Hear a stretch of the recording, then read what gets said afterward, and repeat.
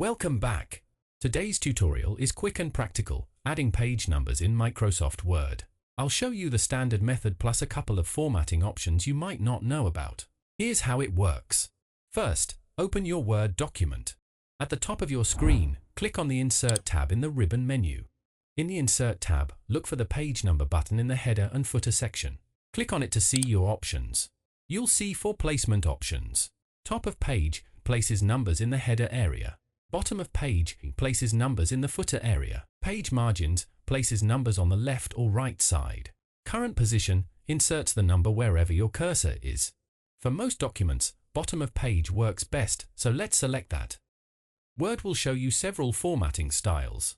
You can choose left-aligned numbers, centered numbers, right-aligned numbers, or decorative styles with lines and accents. I'll go with a centered format. It gives a clean, professional appearance.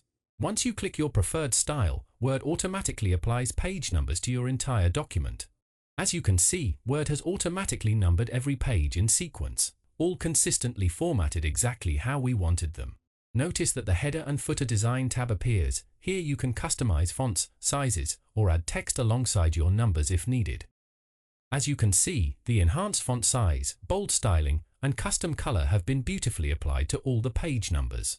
When you're satisfied, simply click Close Header and Footer or double-click anywhere in your document. There you have it! You've successfully added page numbers to your Word document. If you found this helpful, give it a thumbs up and subscribe for more Microsoft Office tutorials. Thanks for watching, and I'll see you in the next one.